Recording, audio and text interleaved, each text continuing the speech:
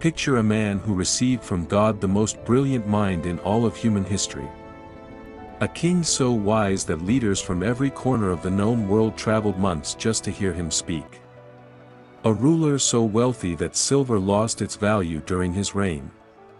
He built the most sacred structure humanity has ever seen. And yet this very same man ended his days kneeling before pagan idols, burning incense to gods that demanded the sacrifice of children. His name was Solomon. What you are about to hear is not a sanitized Sunday school lesson. This is the brutal, unfiltered record of how absolute power, limitless wealth, and supernatural wisdom were not enough to prevent the ruin of a single man. Solomon had everything any human being could ever desire, and far more than any human being could ever imagine. Yet he himself wrote at the end of his life the darkest words ever set down in Scripture: "Vanity of vanities, all is vanity." He meant every word of it. What happens when you give one man infinite wisdom, immeasurable wealth, and unchallenged power over an entire nation? The biblical answer is terrifying. Because Solomon did not fall all at once. There was no dramatic moment of sudden collapse. His fall was slow, silent, and calculated. Every foreign wife, every political alliance, every small concession was another brick in the wall separating him from the God who had called him by name. By the time he noticed, it was too late. But before we reach the fall, you need to understand the rise. Because only when you grasp the magnitude of what Solomon received does the tragedy become truly devastating. This story begins in the final hours of a dying king, inside a palace where conspirators were already fighting over the throne of Israel. It begins with a father who knew his time had run out and needed to ensure God's promise would be fulfilled through his most unlikely son. It begins with David on his deathbed. The year is roughly 970 BC. King David, the man after God's own heart, the warrior who slew Goliath, the shepherd boy who became a monarch, is now nothing more than an old man trembling beneath blankets. He cannot warm himself. His servants place a young woman named Abishag at his side to keep him warm, but everyone in the palace knows the truth no one dares speak aloud: the greatest king Israel has ever known is dying. And the throne desperately needs an heir. While David fades, his son Adonijah decides the crown belongs to him by birthright. He is the eldest surviving prince, handsome, ambitious, and dangerously impatient. Without seeking his father's blessing, Adonijah stages his own coronation. He invites generals, priests, and the entire court to a lavish feast. He sacrifices oxen and fattened cattle at the stone of Zoheleth. The message is clear to everyone: the next king of Israel has already been decided. Or so he believes. He did not invite Solomon. He did not invite Nathan the prophet. He did not invite Bathsheba, Solomon's mother. And he did not invite the mightiest warriors loyal to David. This was no oversight. Adonijah knew a promise had been made. David had sworn to Bathsheba that Solomon would be the next king. To ignore that promise was to ignore the word of the king himself.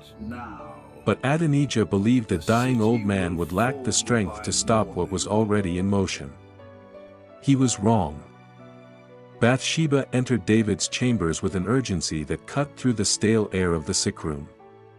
The prophet Nathan had coached her: "Go to the king now, before it is too late."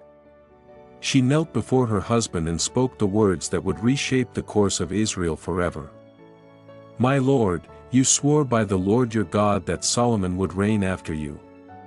But now Adonijah has made himself king without your knowledge. All of Israel is watching, waiting to learn who the true heir will be."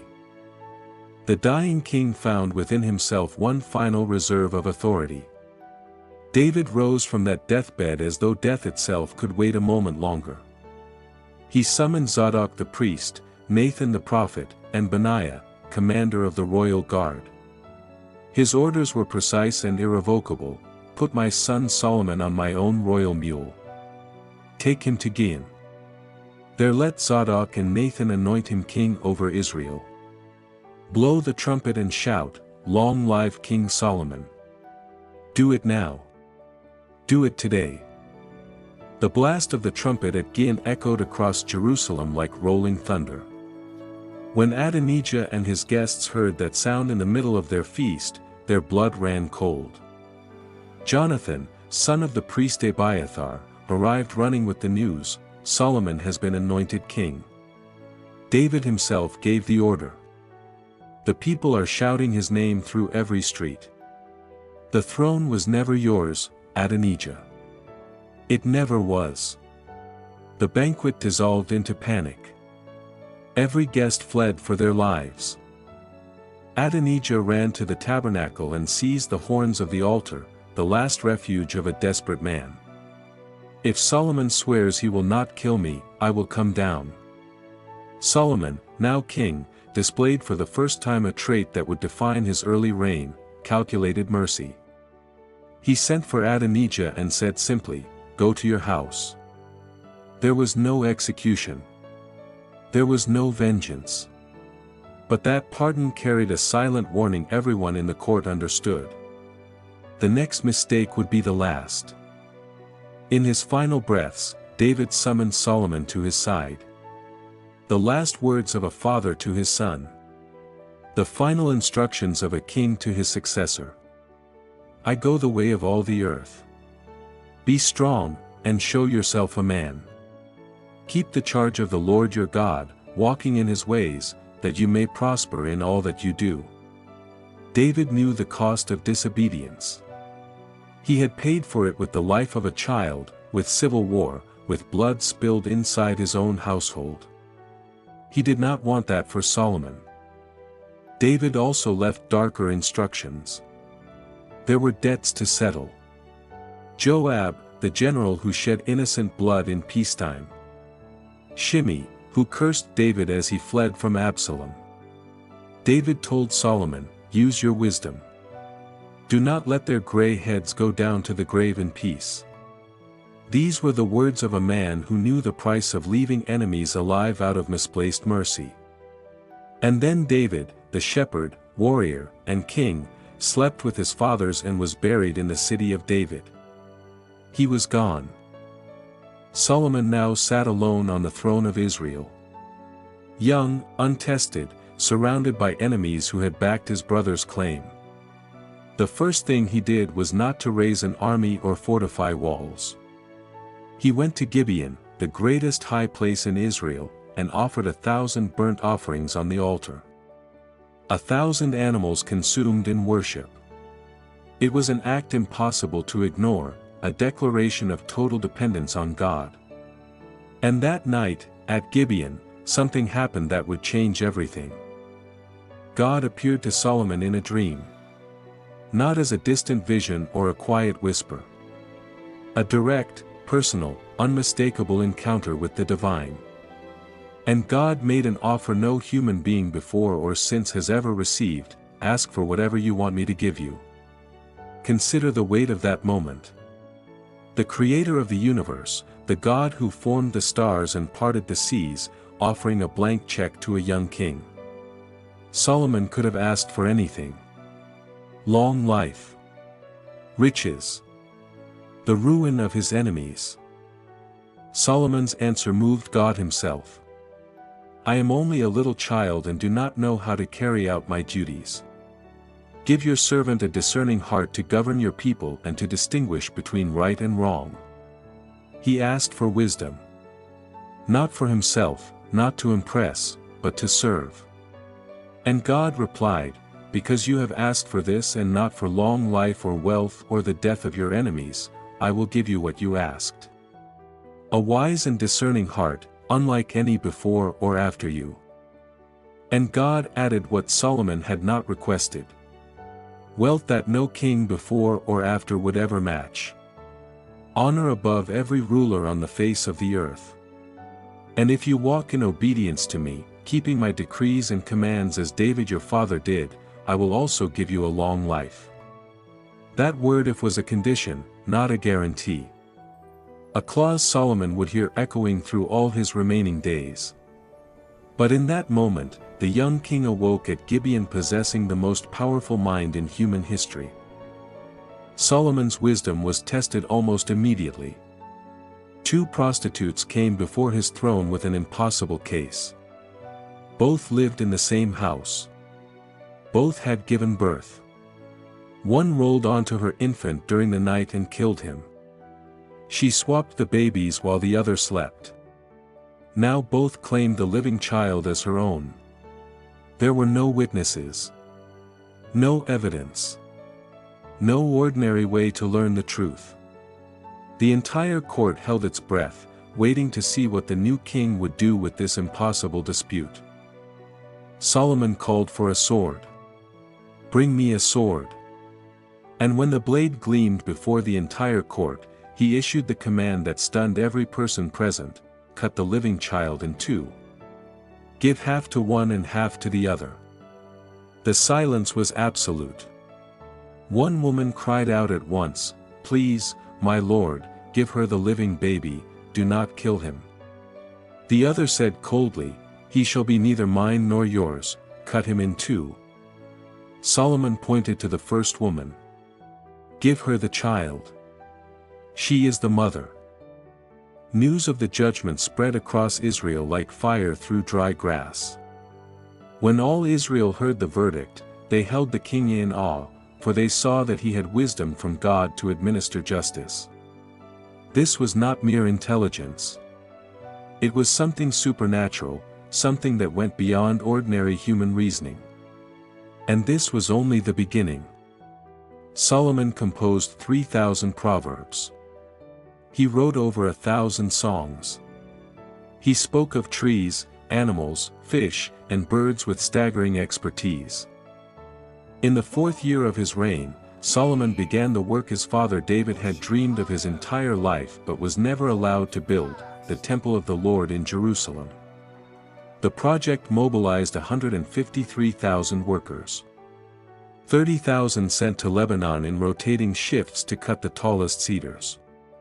80,000 stonecutters in the mountains. 70,000 carriers. 3,300 foremen overseeing every detail. The greatest building project in ancient history. The temple was built with stones prepared at the quarry, so perfectly cut that no hammer, chisel, or iron tool was heard at the building site. Imagine that. A massive structure erected in reverent silence. The interior walls were lined with cedar from Lebanon, carved with gourds, open flowers, palm trees, and cherubim. The floors were covered in cypress. And over every surface, every wall, every beam, every carved figure, pure gold was laid. The inner sanctuary gleamed like solid light.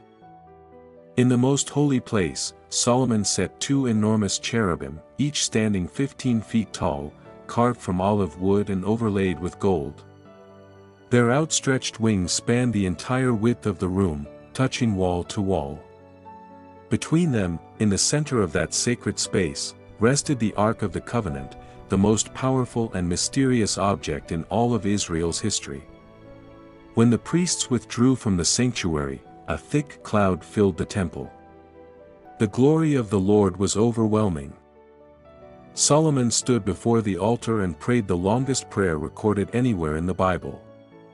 He asked God to hear the cries of his people in that place. To forgive their sins when they repented. To answer even the foreigner who came from distant lands, drawn by the fame of God's name.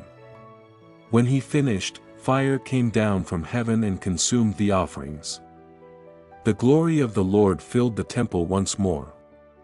All Israel saw fire fall from the sky and fell face down on the ground. Divine glory. Solomon's fame spread across the ancient world like nothing before it. Kings dispatched ambassadors. Nations sought alliances. And wealth poured into Jerusalem like a river without end. Solomon received 666 talents of gold per year, not counting trade revenues or merchant profits. He built a great throne of ivory overlaid with pure gold, with 6 steps and 12 lions. All his drinking vessels were gold. Silver in Jerusalem became as common as stones in the street. Then came the Queen of Sheba. She arrived from the south, likely from the region of modern Ethiopia or Yemen, with a caravan so vast that Jerusalem had never seen anything like it. Camels loaded with spices, gold in staggering quantities, and precious stones. She came to test Solomon with hard questions, riddles no sage in her own court could solve. She had heard the rumors about this king's wisdom and needed to see with her own eyes whether it was truth or exaggeration. Solomon answered every question. There was no riddle he could not unravel, no challenge that left him without a response. The Queen of Sheba saw the palace, the food on his table, the seating of his officials, the servants in their robes, his cupbearers, and the offerings at the temple. She was overwhelmed. The text says there was no more breath in her. She told him, "The report I heard in my own country about your achievements and wisdom did not begin to tell half the truth." That was the summit. The highest point any human being had ever reached in the history of ancient civilization. Solomon possessed divine wisdom, incalculable wealth, peace on every border, the most glorious temple ever built, and the respect of every known nation. If the story ended here, Solomon would be remembered as the greatest man who ever lived. But the story does not end here. Because in the shadow of that unmatched glory, something was already growing. Something God had forbidden. King Solomon loved many foreign women. The sentence reads almost casually in the biblical text. But it marks the onset of catastrophe. Moabite women, Ammonite women, Edomite women, Sidonian women, and Hittite women. These were the very nations about which the Lord had warned Israel, "You must not intermarry with them, for they will surely turn your hearts after their gods." Solomon, the wisest man in all of history, read that prohibition, understood it fully, and chose to ignore it entirely. 700 wives of royal birth and 300 concubines. 1,000 women. Every marriage was a political alliance, every union a trade agreement sealed with flesh and blood. The man who received divine wisdom to govern used that brilliance to build the most impressive diplomatic network the ancient world had ever known. And every wife brought with her the gods of her homeland, the rituals, the altars, the demands. The corruption did not come as a storm. It came as a gentle breeze. As Solomon grew old, his wives turned his heart after other gods. The text is devastating in its simplicity. It does not say he lost his wisdom. It does not say he went mad. It says his heart was turned. Slowly, persistently, irreversibly. He followed Ashtoreth, the goddess of the Sidonians. He built a high place for Chemosh, the detestable god of Moab, on the hill facing Jerusalem. And he raised a high place for Molech, the abomination of the Ammonites. Right there, for all to see. Molech. The god whose rituals included passing children through fire. Solomon, the king who built the temple of the living God, now erected altars to a deity that demanded the sacrifice of innocents. He built them right across from Jerusalem, on the Mount of Olives, where anyone in the temple courts could look out and see the smoke rising from pagan altars. It was a direct affront, almost deliberate, to the God who had given him everything. The wisest man alive built the most foolish altar. And the Lord grew angry with Solomon. God appeared to him a second time, not with an offer, but with a verdict. "Because you have done this and have not kept my covenant and my decrees, I will most certainly tear the kingdom away from you and give it to one of your servants. Yet for the sake of David your father, I will not do it in your lifetime. I will tear it from the hand of your son." And even in his wrath, God left one tribe for David's sake. A single tribe. The rest would be lost. God raised up adversaries against Solomon. Hadad the Edomite, who had fled to Egypt as a child and now returned with a thirst for vengeance. Rezin son of Eliada, who became the leader of armed raiders in Syria and tormented Israel from the north. And the most dangerous of all, Jeroboam son of Nebat, one of Solomon's own officials. A capable man whom Solomon himself had promoted. The king had fashioned with his own hands the instrument of his own political destruction. Ruin was coming. The prophet Ahijah found Jeroboam on a road outside Jerusalem. Ahijah was wearing a new cloak. He took it off, tore it into 12 pieces, and said, "Take 10 pieces for yourself, for this is what the Lord God of Israel says, I am going to tear the kingdom out of Solomon's hand and give you 10 tribes." The prophecy was irrevocable. The united kingdom that David had built and Solomon had glorified would be ripped apart like that cloak. When Solomon learned of it, he tried to kill Jeroboam. Consider what had happened. Solomon, the man who asked for wisdom instead of power, was now trying to assassinate a prophet anointed by God. The king who judged with supernatural justice now acted out of fear and desperation. The builder of the temple now burned incense to Molech. The transformation was so complete it seems impossible. How does someone change that much? The biblical answer is brutal in its honesty: it was not sudden. It was the erosion of 40 years of small surrenders. Solomon reigned over Israel for 40 years. 40 years of ascending glory followed by spiritual disintegration. The biblical text records his death with a brevity that contrasts painfully with the pages devoted to his wisdom and his constructions. Solomon rested with his ancestors and was buried in the city of David. And Rehoboam his son succeeded him as king. No eulogy. No grand epitaph. The wisest man in history received a 2-line farewell as cold and formal as a government record. And then came the consequence. Rehoboam, Solomon's son, when the northern tribes begged for relief from the crushing taxes his father imposed, answered with the arrogance of youth, "My father laid on you a heavy yoke, and I will make it heavier still. My father scourged you with whips, I will scourge you with scorpions." The 10 northern tribes seceded that very day. Jeroboam returned from Egypt and became their king, exactly as the prophet foretold. The united kingdom shattered. Permanently. But perhaps the most powerful reflection on Solomon's life comes from his own pen. The book of Ecclesiastes is attributed to him, likely written in his final years, when the weight of everything he had done and lost had become unbearable. "Vanity of vanities," says the preacher. Vanity of vanities, all is vanity. What does man gain by all the toil at which he toils under the sun? These are the words of a man who possessed absolutely everything and discovered that none of it was truly enough. Solomon was not destroyed by an external enemy. He was not defeated in battle. He was not betrayed by his allies. He destroyed himself, choice by choice, compromise by compromise, altar by altar. The tragedy of Solomon is that he knew better than any other human being what was right, and still chose what was wrong. Not out of ignorance, but out of arrogance. He believed his wisdom made him immune to consequences that struck everyone else. It did not. Wisdom without obedience saves no one.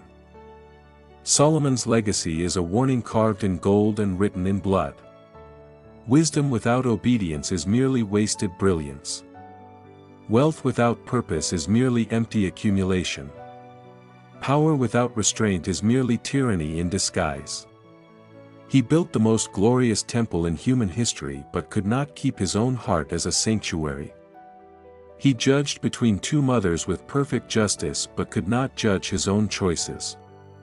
The wisest man who ever lived proved that knowledge alone cannot save you. If Solomon could stand before you right now, with all the wisdom God gave him, he would probably say what he already wrote: "Fear God and keep his commandments, for this is the whole duty of man." Those are the final words of Ecclesiastes. The last counsel of a man who tasted everything and lost nearly all of it. In the next episode of this series, we will witness another king who fell from even greater heights. Nebuchadnezzar, the emperor who lost his mind and ate grass like an animal.